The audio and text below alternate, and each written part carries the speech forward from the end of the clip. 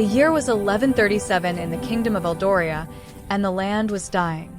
It wasn't a death by fire or sword, but a slow, agonizing rot, whispered about in hushed tones as the Red Blight.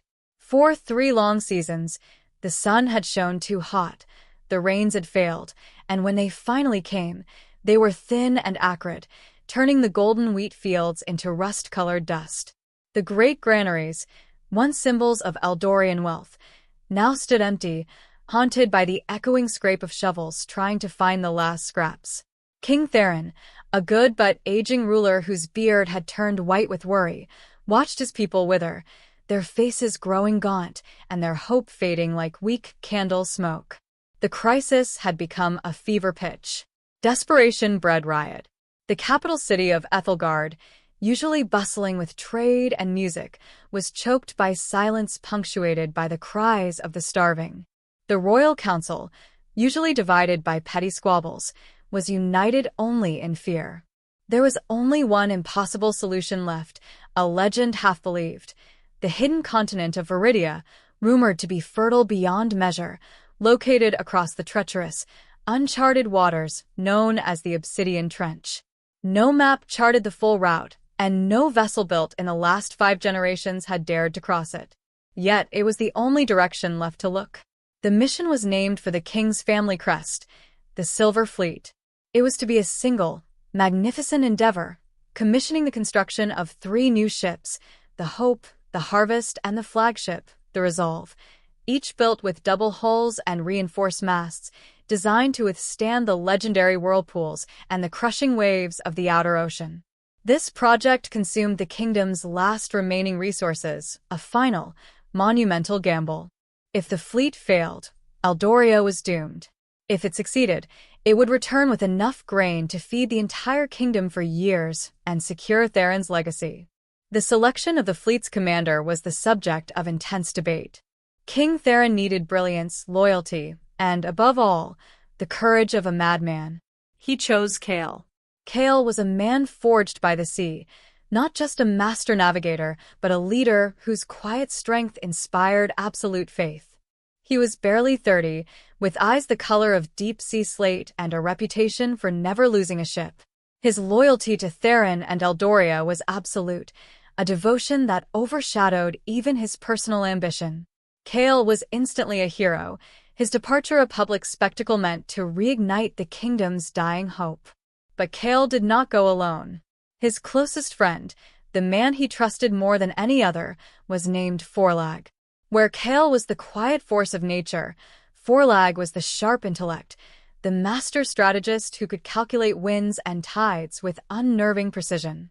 They had grown up together in the Naval Academy, fought side by side in skirmishes, and shared every secret, every dream. It was widely assumed that Forlag would be given command, and the king's decision to choose Cale, while sound, left a deep, jagged wound in Forlag's pride. Forlag masked his resentment flawlessly. He embraced his role as the Resolve's first mate and chief strategist with outward enthusiasm. He spoke eloquently at the fleet's dedication ceremony, proclaiming his faith in Cale's leadership and the necessity of their mission. Yet, beneath the polished armor of his loyalty, a poison was beginning to spread. Forlag saw not a desperate mission of salvation, but a singular, glorious opportunity. He believed King Theron was weak, too easily swayed by advisors, too soft to govern in the harsh new reality the Blight had created. Forlag saw himself as the only man capable of truly saving Eldoria, not with grain, but with iron-willed rule. The king's decree had promised Cale a noble title and immense land upon his victorious return. Forlag watched Cale accept this honor with humility, and the jealousy solidified into a dangerous conviction. Cale, the loyal servant, would merely prop up a failing regime. Forlag, the true visionary, had to seize control. The betrayal was not a spontaneous act of rage, but a cold, calculated plan, beginning the moment he was passed over for command. He realized that the greater the disaster that befell Eldoria, the greater the power that would fall into the hands of the person who ultimately restored order. If the Silver Fleet returned too late, if they returned to anarchy, Forlag, The king's trusted advisor and next in line to the command structure after Kale, would be perfectly positioned. The night before the sailing, Kale and Forelag stood on the deck of the Resolve, the air thick with the scent of pine tar and the distant despair of the city. Kale placed his hand on Forelag's shoulder. "We are brothers, Forelag. This is the hardest road we've ever walked, but we will walk it together. Our bond is the keel of this ship, holding us steady against any storm." Forelag looked out at the lights of Ethelgard, flickering weakly in the distance. He returned the grip, his expression a perfect blend of devotion and seriousness. "To the end, Kale. We bring back the grain, or we share the same deep grave. Eldoria awaits our return. We cannot fail." It was a promise of shared destiny, a vow of loyalty so profound and perfectly delivered that Kale's last lingering doubt, a fleeting concern over Forelag's reaction to the command change, vanished entirely. Kale believed the simple truth: his friend would never break faith. He was wrong. Forelag's words were true, but his meaning was twisted. He fully intended for the fleet to fail its purpose, ensuring the kingdom's devastation, but he had no intention of sinking with it. He would use Kale's trust as the very anchor that held the Silver Fleet down while he sailed free. The stage was set, the final, desperate hope of a kingdom entrusted to the brilliant, unsuspecting victim and the meticulously planning, utterly ruthless friend. The sails were unfurled, the anchors were raised, and the journey toward the hidden continent, and toward the most devastating act of treachery history would soon forget, had begun. Kale stood on the newly rebuilt docks of Ethelgard, the morning sun glinting off the recovered grain ships. He was no longer the youthful captain who had sailed away years ago. His hair was streaked with premature white, and the deep-sea slate of his eyes held a permanent shadow, the weight of the truth he refused to speak. He was not a king, but he was undeniably the savior of Eldoria, the man who had battled the ocean, a feverish, poisoned crew, and the bitter treachery of his closest friend to bring salvation home. King Theron, frail and humbled, had restored the king's authority by leaning entirely on Kale's popular support, making Kale the kingdom's chief advisor, master of the navy, and the people's idol. He had everything Forelag had ever wanted: power, stability, and legitimate authority. Yet, Kale carried a heavier burden than any crown. The official narrative had been sealed. Forelag was simply the jealous traitor, an ambitious first mate who, out of spite for being passed over for command, had ruined the navigational gear and poisoned the water barrels to kill his rival. The court-martials of Forelag's few loyalists were swift and public, satisfying the public's thirst for justice. Forelag himself was long gone, exiled to the desolate frost peaks where survival was a daily negotiation with the elements. His ultimate political goal, the dismantling of the monarchy for a stronger, self-appointed rule, remained hidden, a conspiracy known only to Kale. Kale often walked alone in the evening, thinking of Forelag. He realized that in the end, he had made a trade. He had sacrificed justice for stability. To have revealed Forelag's full plan, the calculated decision to let the city descend into anarchy, would have been to reveal the fragility of Theron's rule and the deep ideological fractures within the Eldorian elite. The resulting conflict would have ignited the civil war that the grain had barely prevented. Kale had chosen the lesser betrayal: silence. He had saved the body of the kingdom, but wounded its soul. The kingdom healed slowly. The grain flowed, the blight receded, and the market squares once again filled with the clamor of life. But Kale never fully healed. He was married to Lyra, the woman he had longed for on the voyage, and their life was one of comfort and high honor. But there was always a distance, an impenetrable fortress of memory Kale guarded.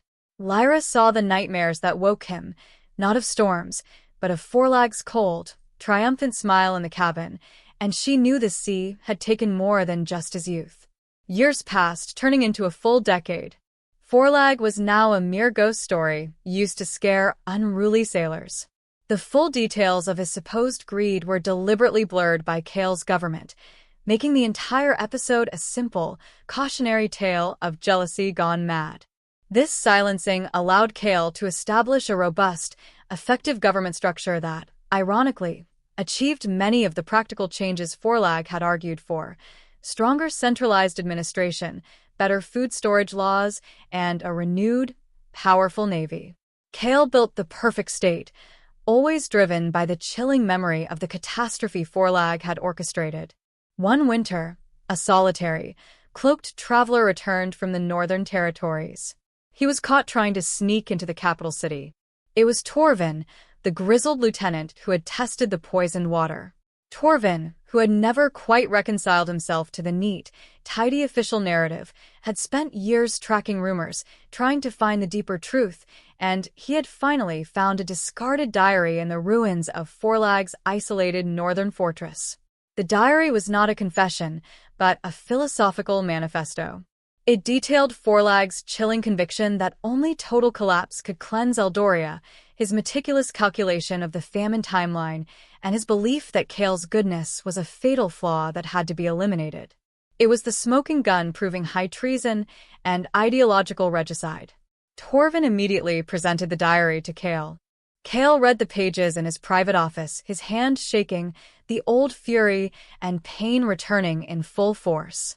The proof was undeniable. He held in his hands the power to shatter the peace he had bled to create, the truth that would delegitimize his past decade of work by proving the foundation of the current stability was a lie. He looked out at the peaceful city, the children playing, the busy commerce, the confidence restored in the king's line. He made the same choice again. He placed the diary, not on the king's desk, but into the roaring fireplace. He watched the thick parchment curl, the ink running blackly before turning to ash. Torvin watched him, his face a mixture of disappointment and slow comprehension. "You burn the truth, Captain?" "I preserve the peace, Torvin," Kale replied, the official language of his political life masking the private anguish. "The people need heroes and villains, not ideological wars. Forlag's true ambition would destroy the fragile trust we have built. The dead deserve the truth, but the living deserve life, and that requires stability. History will remember him as a bitter thief. Let it. That price is paid by me, by you, and by the ghost who sails eternally in the dark." Torvin bowed, accepting the heavy weight of their shared secret, and vanished back into the shadows of the city. Kale continued to rule in Theron's name, a man eternally haunted, his greatest achievement not bringing the grain home, but burying the reality of his friend's world-breaking betrayal. The true story of Forlag's political ruthlessness was lost to the flames, forever remaining history's greatest betrayal you never heard of, a necessary secret sealed by the very hero who overcame it. 2 decades had passed since the Silver Fleet's harrowing return. Eldoria, rebuilt and robust, was a jewel among the coastal kingdoms.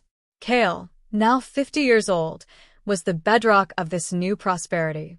King Theron had died peacefully 5 years prior, and his son, King Darius, reigned, a young man who relied entirely on the council and infrastructure established by Kale. The docks Kale had once gazed upon with such anguish now teemed with ships bearing not desperate grain, but profitable trade goods. Kale had not only implemented the common-sense reforms Forlag had advocated, centralized food storage, naval expansion, but he had done so within a framework of loyalty and open governance, proving Forlag's philosophy of necessary violence was fundamentally wrong. Kale's victory had been total, quiet, and lasting. Yet, prosperity breeds new strains of ambition. As the memory of the Red Blight faded into historical footnote, a new political faction began to rise within the legislative councils, calling themselves the Purists. Their rhetoric was dangerously compelling to the young and disenfranchised. They argued that Eldoria's reliance on foreign trade, specifically the grain shipments from Viridia, made the kingdom weak and susceptible to external political manipulation. They demanded complete self-sufficiency, immediate cessation of all foreign trade, and a radical consolidation of power, arguing that the decentralized governance put in place after the famine was too slow and porous.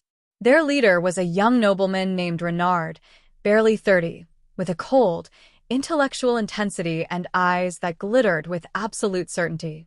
Cale heard Renard speak for the first time in the royal hall, arguing for the forceful expropriation of coastal trade assets. The words were different, cloaked in the veneer of modern economics and national security, but the underlying ideology struck Cale like a physical blow, a sudden, brutal memory of the cabin on the Resolve. It was Forlag's voice, resurrected. The kingdom needs a strong foundation, built on the ashes of the old, weak one.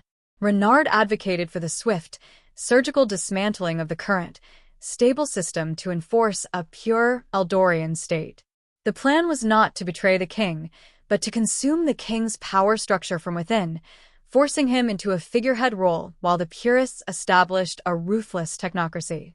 Cale's fear, long suppressed, returned with a vengeance. He realized his original strategy, burning the diary and covering up the ideological plot, had been a profound failure. He had destroyed the man, but the idea had survived, passed on as a dangerous, intoxicating philosophy. The poison Forlag had brewed had finally seeped into the political bloodstream of Eldoria, years later, stronger and harder to combat than fever or famine.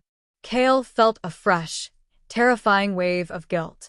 He had allowed the lie to live, and now the lie was threatening to dismantle the very peace he had sacrificed his soul to protect. Cale began a meticulous, secret investigation into Renard's background. It was a difficult search, leading him into dusty old records and whispered histories. He eventually traced Renard's former tutor, an obscure scholar named Marius. Marius had been one of the 7 loyal sailors who had avoided execution during the first wave of arrests 20 years ago, dismissed due to lack of direct evidence, and quietly exiled to a remote academic post. Marius had kept Forlag's ideology alive, perhaps not through a physical copy of the burned diary, but through disciplined, relentless instruction, planting the seeds of necessary ruthlessness in a brilliant, ambitious young mind. Cale understood the challenge was fundamentally different this time. He could not use force or public scandal. Renard had committed no crime. His argument was purely political, appealing to the desire for national dominance that prosperity often breeds. Cale could not declare, "This man's ideas are evil because they come from a traitor," without being forced to reveal why those ideas were truly traitorous, the full, destabilizing truth about Forlag's plan to let Eldoria fall. He would ignite the civil war he had always worked to prevent. The final battle was waged in the council chambers, not on a sinking ship. Renard presented a detailed, compelling case for seizing the Viridia trade fleet, arguing that only complete economic isolation could protect Eldoria's strength. Cale listened, his face impassive, recognizing every dangerous calculation, every cynical simplification of governance. When Cale rose to speak, he didn't attack Renard's character. Instead, he attacked the ideology at its core.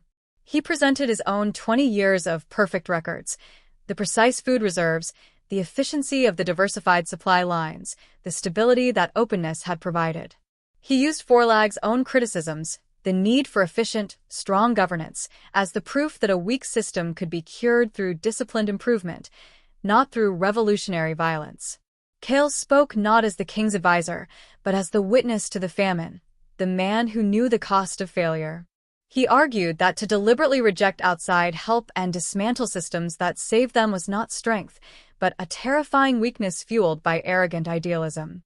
The purists seek to build a foundation on the ashes of necessary sacrifice, Cale concluded, his voice low but penetrating. I have seen the ashes, and they feed nothing. The truth of stability is not found in locking ourselves away, but in the honest work of mitigating risk. You propose to save us from an imaginary collapse by guaranteeing a real one. The argument was overwhelming, built on 2 decades of undeniable success. Renard's support faltered, his calculated brilliance unable to withstand Cale's lived experience and the statistical proof of his governance. Renard was defeated, not disgraced, but rendered politically inert. He was allowed to retreat, his dangerous philosophy checked. Cale stood at the dockside again, the familiar scent of salt and pine tar in the air. He had saved Eldoria twice. The first time, he had fought the sea and his friend's hand.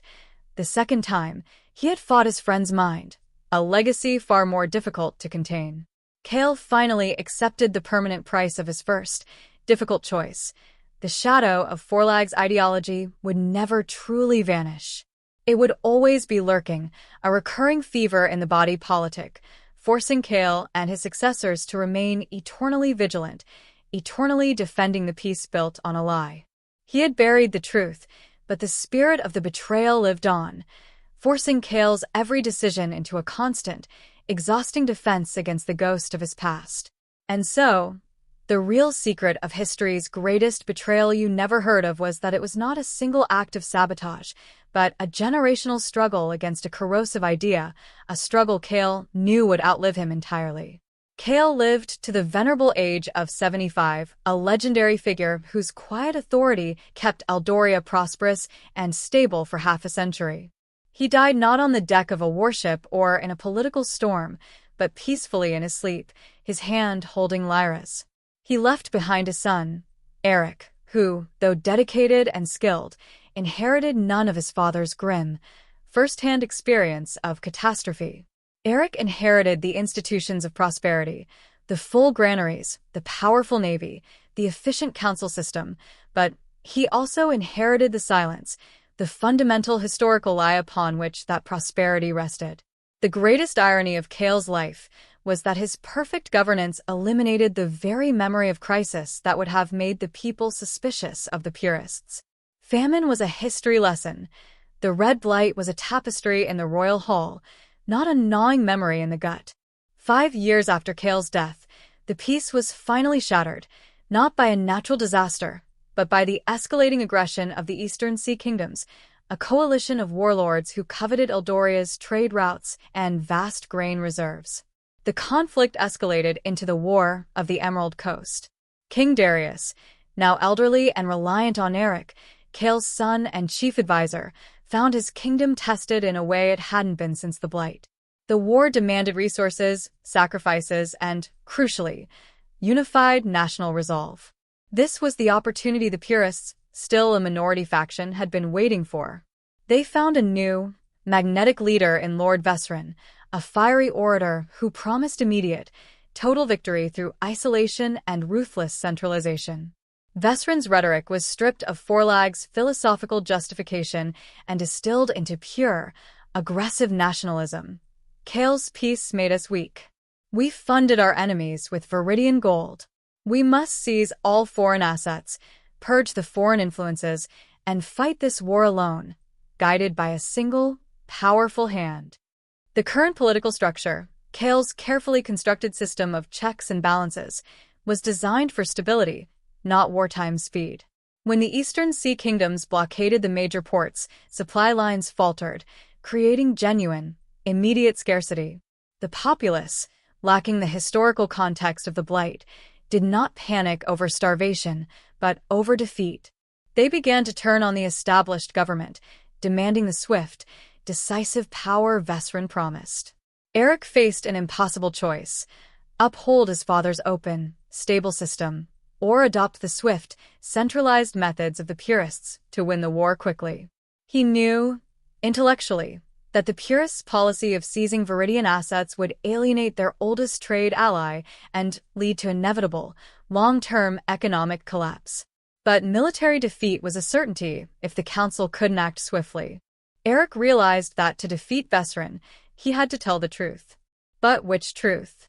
If he revealed that the purist ideology was literally founded by a traitor who wanted to starve the entire kingdom, the shock would still fracture Eldoria at the most vulnerable moment of the war. He went to his mother, Lyra, now a wise, aging queen mother. She was the only person who knew the truth was hidden, though Cale had never told her the full details of the diary. Eric explained the terrible dilemma. If I tell them the purists' ideas come from a regicidal monster, the kingdom will tear itself apart while the enemy watches. If I don't, Vesrin will take power and lead us to ruin anyway.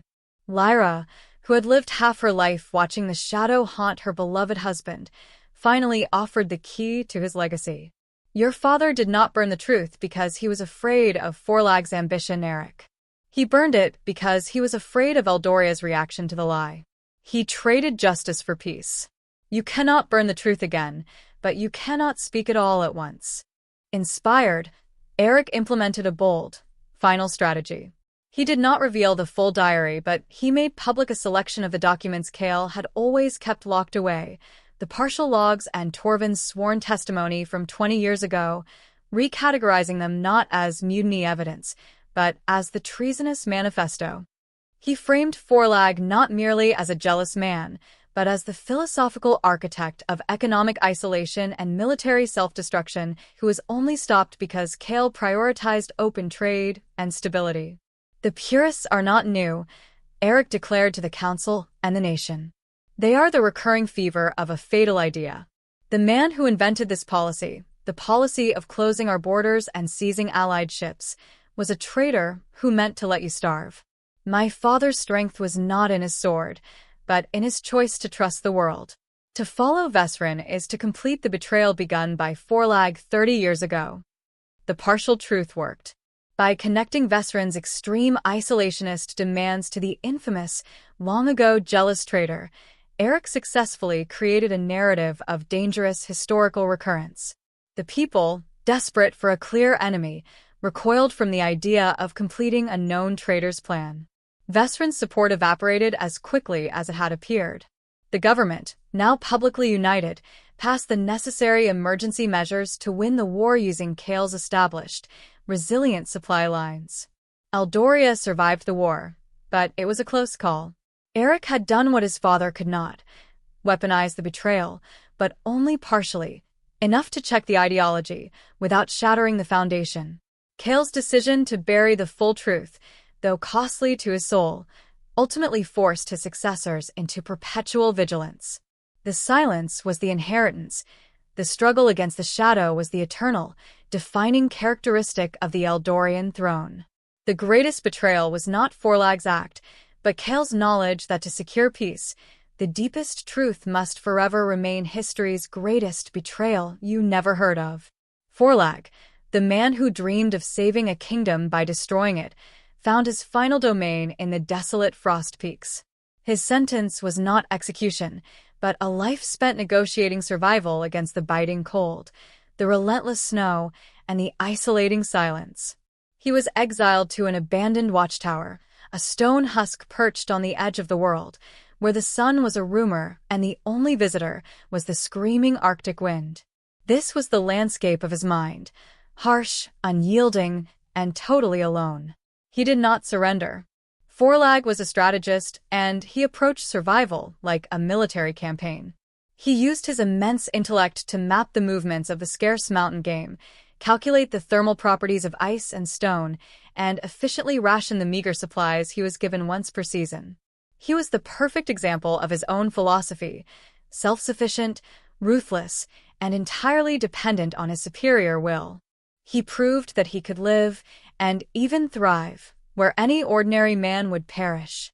The irony, which gnawed at him constantly, was that the strength he possessed was utterly wasted on the survival of a single, broken man, instead of the governance of millions. Forlag often spent his days looking south, toward the invisible coast of Eldoria, imagining the progress Cale was making. His single source of information came from the occasional, brief message passed by the solitary guard who brought his yearly provisions, always terse, always impersonal. For the first few years, Forlag expected to hear of anarchy, of King Theron's collapse, and the desperate plea for the exiled master strategist to return and seize control. Instead, the reports were a slow, grinding torture. The grain arrived. The king is stabilizing the council. The new navy is launched. When the guard, Torvin, arrived a decade after the betrayal, he was grizzled and weary. Forlag, standing like a carved statue against the icy wind, asked the same question. What of the kingdom, Torvin? Is the weak regime finally crumbling? Torvin spat into the snow, the sound sharp in the cold air. Cale's peace holds. He has built new granaries strong and efficient, just as you once advised. The trade routes are open and secured. Your philosophy, Forlag, proved one thing, that strong leadership can fix the broken state, but Cale did it without tearing down the foundations you so craved to burn. Torvin paused, his eyes holding the full weight of their shared history. He rules with loyalty, not with necessary violence. That was Forlag's true death sentence, the knowledge that Chaol had won, not by fighting Forlag's ideas, but by implementing the necessary reforms with loyalty, proving that the betrayal and the mass suffering were fundamentally pointless. His grand, terrifying political experiment had been rendered irrelevant by Chaol's steadfast goodness. As the years blurred, Forlag found a twisted form of peace only in the meticulous application of his logic. He was visited by a handful of other political exiles, men who, like him, had committed treason against the crown, though for far pettier reasons than ideological purity. He allowed them to live near the watchtower, trading his strategic knowledge for manual labor, building a small, isolated camp. He became their cold, distant leader, the general of the Frost Peaks, ruling over a handful of broken men in a frozen, meaningless kingdom. Then one winter, disaster struck his tiny community. A fierce, unforeseen avalanche buried the supply cache, leaving the 5 exiles with barely enough food to last a week. Panic erupted. Forlag, true to form, calmly assessed the situation. He calculated that with strict rationing, 3 men could survive long enough for the next expected supply drop in 3 months. 5 men would certainly die. His philosophy dictated the answer immediately: eliminate the weakest links to ensure the survival of the strongest. He was the most valuable, so he must survive. He planned to cull the 2 oldest and least useful men and force the remaining 3 into extreme rationing. However, as he prepared the final, cold instructions, he heard a sound he hadn't heard in years, the distant, weak cry of a child. One of the exiles, a man named Joran, had secretly brought his young son with him, hidden deep in the earth bunker, a fact Joran was now desperately revealing, pleading for his child's life. Forlag looked at the child, a boy barely 7 years old, weak from the cold, and crying for his mother. The sight bypassed his armor of logic and struck the buried memory of Chaol. He remembered Chaol's unwavering, almost foolish, devotion to the innocent, the desperation in his eyes when he talked about the starving children of Ethelgard. Forlag saw the ultimate test of his life's belief. His ideology demanded that the child, being the weakest and least productive unit, be the first sacrifice. The logical choice was ruthless self-preservation. Yet, the memory of Chaol's triumphant return, the return that was powered by simple, selfless human connection, suddenly overwhelmed his rationale. If Chaol's goodness had saved the kingdom, could a single act of goodness save him? Forlag, for the first and last time in his life, abandoned logic. He didn't save the child. Instead, he made a grand, final sacrifice that satisfied his pride while betraying his creed. He distributed all the remaining food equally among the 5 men and the child, knowing that they would all certainly perish, but ensuring that no one would starve while another survived. His victory would be to prove that, even in death, his iron will could impose absolute, equitable order. He did not survive the winter. Weeks later, when the spring patrol finally arrived, they found the watchtower abandoned, the frozen bodies of the 6 exiles and the child neatly arranged inside. Forlag's body was positioned at the desk, his head resting on a final and signed note that was not a political manifesto, but simply a detailed, mathematically perfect log of the last rationing plan, ending on the day he ran out of breath. He died alone, having achieved absolute control over only a handful of deaths. He never knew that his corrosive philosophy would plague Eldoria decades later, or that his old friend Chaol's life would be defined by suppressing his memory. Forlag died believing his grand experiment failed utterly, unaware that in his final, cold act of unnecessary sacrifice, he had finally, truly proven Chaol's way of flawed, emotional humanity was superior to his own cold, perfect logic. His legacy was the shadow, his end was merely cold, silent mathematics. The archives beneath the royal palace were Torvin's final post, a cool, subterranean labyrinth of parchment, maps, and the meticulously organized, authorized version of Eldorian history. After the War of the Emerald Coast, Part 8, Eric, Chaol's son, had recognized the lieutenant's quiet, rock-solid fidelity, promoting him to keeper of the king's naval records. Torvin, now past 80, was a living museum of the Silver Fleet, his face a roadmap of scars and wrinkles earned by the sea and the weight of secrets. He had been there when Cale fought the sea, when Cale fought Forlag, and when Cale burned the truth. He sat in the silence, listening to the gentle hiss of the oil lamps and the turning of pages. For decades, Torvin's primary, unspoken duty had been to guard the gaps in history, the carefully constructed blanks where Forlag's true political ambition should have been recorded. He knew exactly which log entries were partial, which testimonies were subtly skewed, and which documents had simply vanished from the official records. He had become the ultimate defender of Cale's silence. But history, like the sea, will always find the fault line. The threat arrived not in the form of a purist orator, but a scholar. Alara, a young, intensely brilliant woman from the university, specializing in economic causality of the Red Blight. She was polite, earnest, and completely untainted by political cynicism. Torvin watched her over 3 weeks, slowly piecing together the true timeline. She noticed the financial anomaly, the vast, unrecorded private funds Forlag had spent just before the launch, money used to secure his loyalists and the scout ship. She noted the strange psychological shift in the official narrative, which claimed Forlag suddenly became obsessed with petty greed after a lifetime of patriotic service. Most damningly, she discovered the discrepancies between the official court reports, which focused on sabotage of the Resolve, and the hastily suppressed Hope and Harvest logs, which hinted at a coordinated, kingdom-wide failure designed by the philosophical core of the Betrayal. One afternoon, Alara approached Torvin, holding a brittle, half-scorched naval maintenance manifest. "Master Torvin," she began, her voice respectful but firm. "I believe I have found an error. This manifest for the Resolve was signed by Cale, yet it details repairs of the main chronometers after the ship returned. But testimony states Cale claimed the chronometers were sabotaged, not broken. Why would he sign off on a repair that should have been documented as destruction?